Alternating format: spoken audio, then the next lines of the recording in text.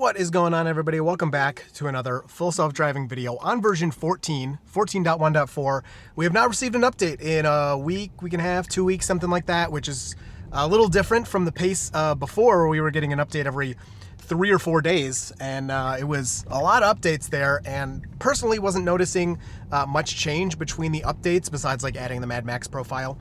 Let's go to standard here, and that's kind of stopped. Now, they've rolled out this version to most people, not everyone, but pretty much everyone. If you have the advanced tab, I guess it's kind of like, is that really happening? I don't know.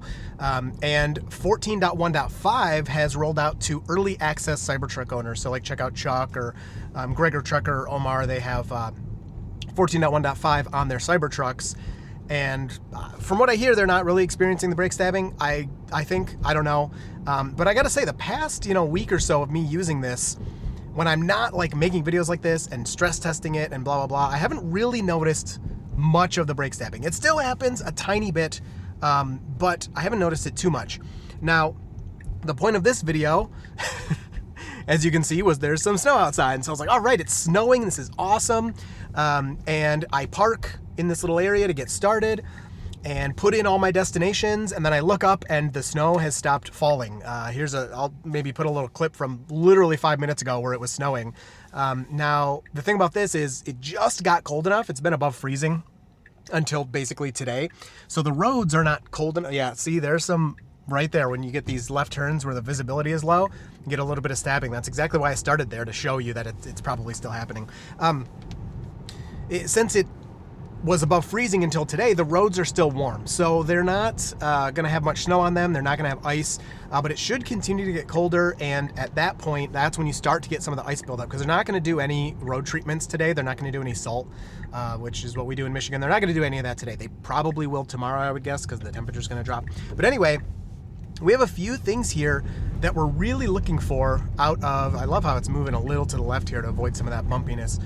We have a few things here that we want to look out for on version 14, and hopefully the snow will start falling again, but we'll see. So there's several things you do as a good wintertime driver when you know what you're doing. Not you live in Florida and you're in Michigan in December. Like, you live in Michigan, or you live in New York, or you live in Minnesota, and you are used to doing this every year. There's several things. So number one is you drive a little bit slower, because the roads don't have as much traction. They're like always at least kind of damp, especially if there's snow on them, they're slippery. You check for slipperiness. I always do a little bit of brake pumping when I'm, coming up to a stop sign or something, if it's clear, just to see if my tires are going to slide. And then I have kind of an expectation of how slippery things are out there.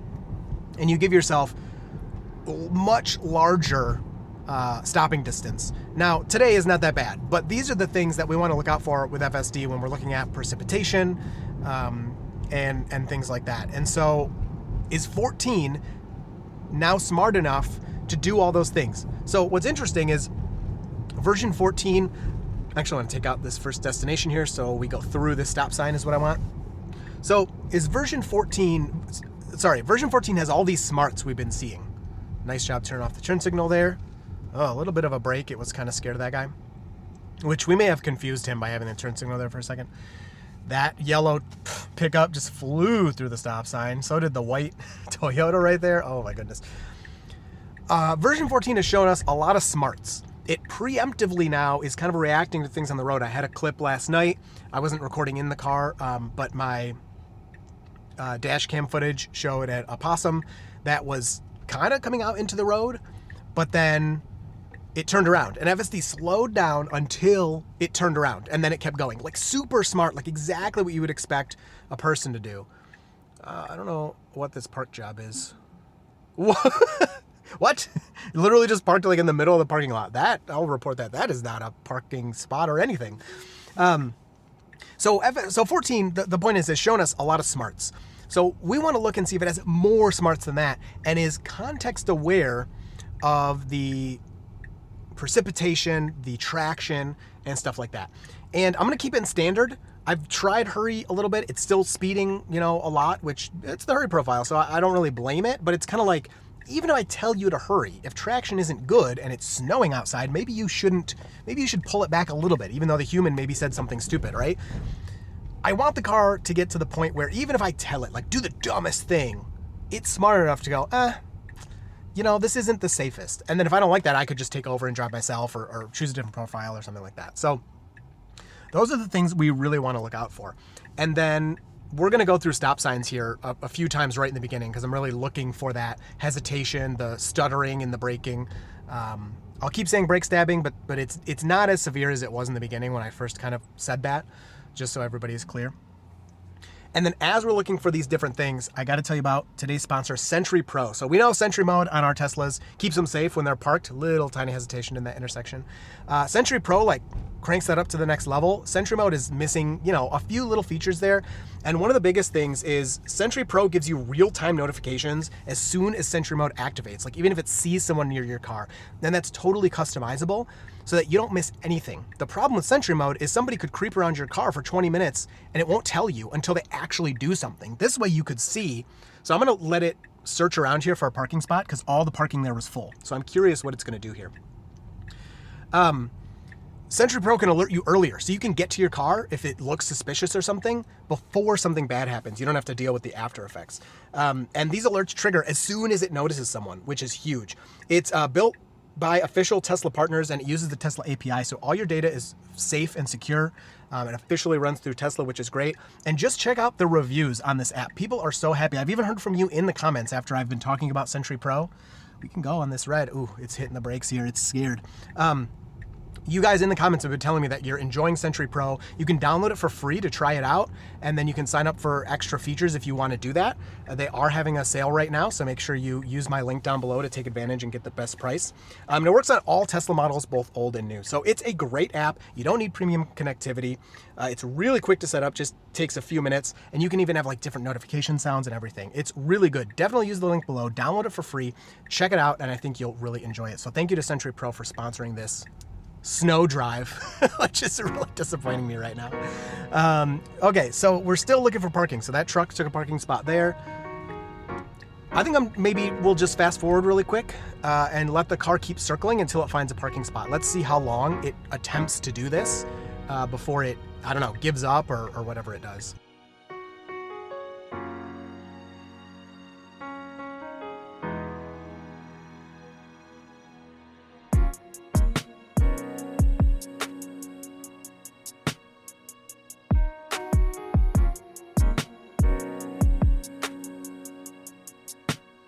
All right, I think I give up. That was really fun to go in circles over and over again.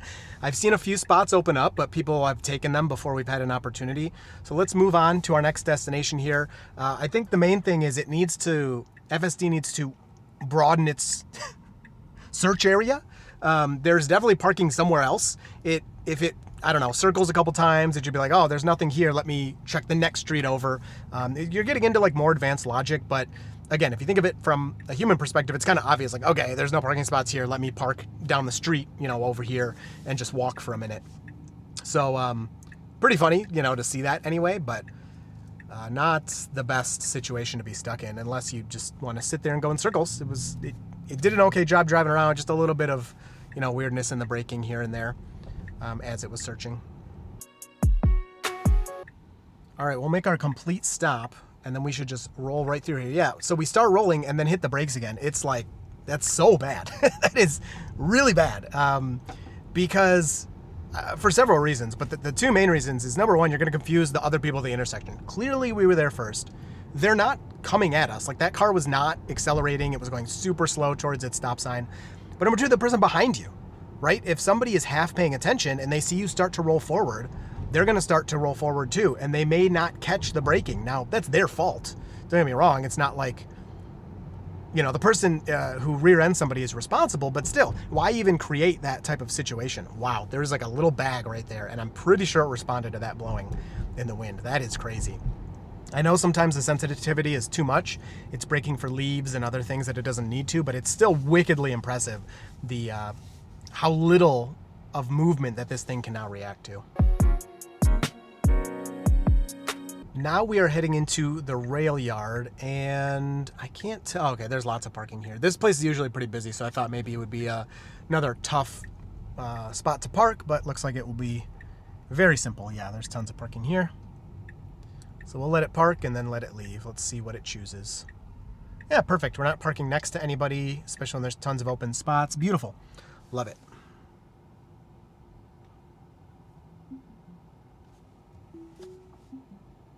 So we immediately start backing up. You can see the rear camera actually has some dirt on it because we drove on the dirt roads. I didn't clean them off or anything after. I just let it happen. It doesn't seem to be complaining. Version 14 is very picky about dirty cameras, and so far that is not complaining about that rear one. I'm actually really surprised. Okay, this person's just gonna cut me off there, which is fine. I don't really care, but technically you're not supposed to drive through the parking spots like that.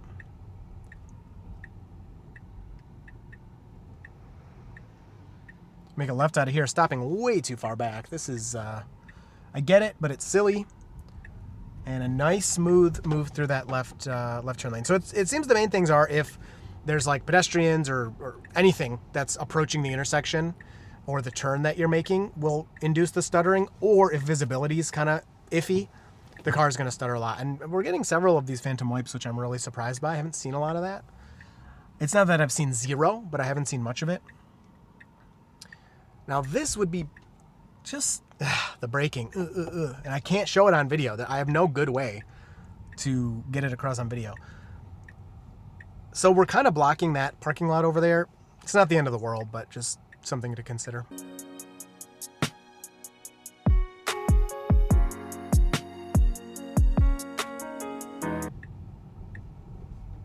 Nice job going slow for the pedestrians here. Too much braking. Okay, never mind. It did feel really good. It was a really natural slowdown. They did cross the street behind us. Again, I get it. I get why. It's like, it's better safe than sorry, et cetera, et cetera. But hitting the brakes like 3 times in a second because there's a pedestrian near the road it's just not the right answer.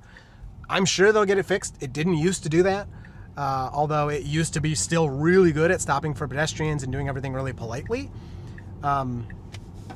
It's just, yeah, that needs to get smoothed out. It's not a good experience at all. And that's where a lot of the complaints are. So it's funny that now that this is rolled out wide, you know, you had everybody, please, I want version 14. I don't blame you. I wanted it too. Really nice, avoiding that little bumpy patch there.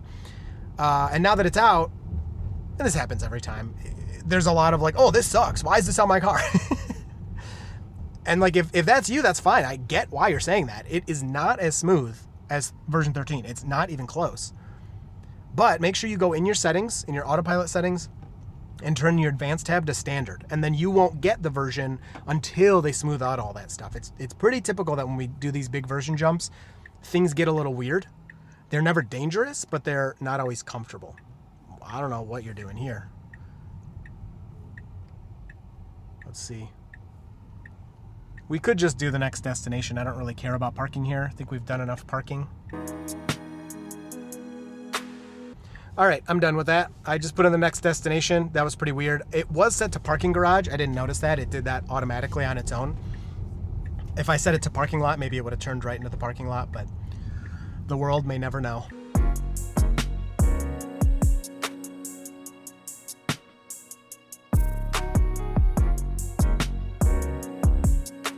Now we are approaching the roundabout. We'll do a couple of times, but here is something interesting that I'm noticing from last time. So last time we came here, if you remember, when we put this destination in, FSD is parking in the wrong parking lot. Like whatever, some weird nav thing. It's wrong. I don't know why it's doing it. Last time I changed it to curbside to see if it would go to the correct destination, and it did, and it looks like it remembered my choice from last time of parking at curbside. So that's really nice. I noticed the same thing on my house. I actually have charger selected to see if, you know, that would change the way it parks or where it parks. And every time I get to my house now, it's always charger is always selected. And so it looks like it will remember your preferences for places that you're going to multiple times. So for a curbside park job, I would say this is perfect, exactly what I would expect. Really nice. So we can just click continue here. We're gonna do a quick little bit of highway, and that will be the end of this one. So let's see how it gets out of the parking lot here, through the roundabout. The past few minutes, like the brake stabbing and stuff is kind of gone. So it's just weird. Like there's times I feel like I can really make it, like I know, like, oh, if I go through this intersection, it's gonna happen, and it does. But then I'll like put it in the same scenario and it does it perfectly smoothly. So it's definitely intermittent, and ooh, that's a big old truck. And Intermittent, but still present. So, whoa, he's going all the way around. Dude, that guy's good at driving. The tires barely went over the yellow line. He did not touch the roundabout. And he did that fast. That is a good driver right there. Wow.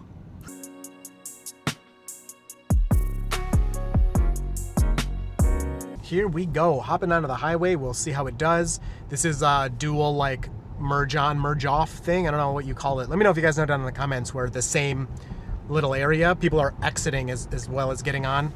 These suck. I just don't think they should exist. So you have this tiny little window of opportunity for everyone to kind of get where they need to be. It's like, is this guy merging on? He doesn't have a turn signal, so I guess no, he just wanted to go straight to that exit. Interesting. Beautiful, beautiful job. Could have gone a tiny bit faster. I really like to be closer to the speed limit when I'm actually merging on, but it's such a small ramp after the curve. I get why we didn't get to 70. Nice slowdown here to let this person on. No panicking. There's somebody, in our blind spot, so we couldn't move over that way. Perfectly handled that merge, man. Older versions were so bad at that. Maybe like version 11, version 12, or even before that, where like would hit the brakes so hard or totally ignore the merging traffic.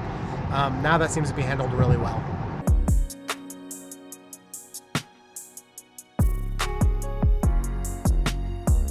Got the green here. We're gonna take this left followed by a right. Just went into the Target parking lot. It's a huge parking lot. Should be relatively busy. And we'll just see how the car handles, parking, where it's going to park. Maybe it'll interact with some pedestrians or something. But overall, again, guys, like the past several version 14 videos I've posted, all of them, out of all the videos, hours of footage. This is not where I want to go. But hey, okay, maybe this is a way to get in I've never taken. I don't know. Hours and hours of version 14 footage I've posted. One accelerator press is all I've done. This is different than version 13. Version 13 was great. I had several zero intervention drives. Not every video, because when I make a video, guys, I'm not just going A to B. I'm putting it in scenarios I know are difficult for the car. I'm making it tough. Version 13, I could get a zero intervention drive on video with the tough stuff, but not every time. Version 14, the whole time, one accelerator press in hours and hours of difficult, selected to be difficult driving. This is a step up in safety and capability. Smoothness is a step down in those scenarios. For the most part, version 14 is still very smooth, feels very good. Look at that braking for this car pulling up. Oh my goodness, like that car's coming from the right. We hit the brakes a little bit, and then it's like, okay, it's stopping, we continue. Holy moly, this is crazy. So saying it wants to park here, which I'm not gonna let it park in a handicap spot just because I don't wanna get in anybody's way. Nope, so we'll take over there. And let's just start it again, see if it picks another spot. Don't pick another handicap spot, please. Waiting for this pedestrian. So it seems to have taken that correction pretty well. And we'll let it find another parking spot that it's actually allowed to park in. But version 14 is really good. If you are like just wanting a smooth experience, blah, blah, blah, it's not there for that. But in terms of the capability of this driving you A to B without you needing to do anything, it's possible. It's there. And it's really good. Which way is this person going here? Little awkward stopping spot. I mean, it's not the end of the world, but they're also going ultra slow. Oh my goodness. It's okay. There's nobody around. You've got plenty of room here. And we'll park to the left, I'm guessing. Oh no, we're gonna back in. Love it. Oh, even with your muddy camera, you're backing in. Let's see how you do. You're gonna have to adjust that, I think. Yep. Oh, couldn't do it in one shot. That's all right. That's all right. Front camera's looking good, nice and clean. I'd never clean that one. I haven't touched it. I think I cleaned it when version 14 came out. I think that's the last time I touched it, so that's good. It does clean itself, I noticed also on version 14. There you go. Perfect parking job in 2 takes. Hope you enjoyed. You'll see me in the next video.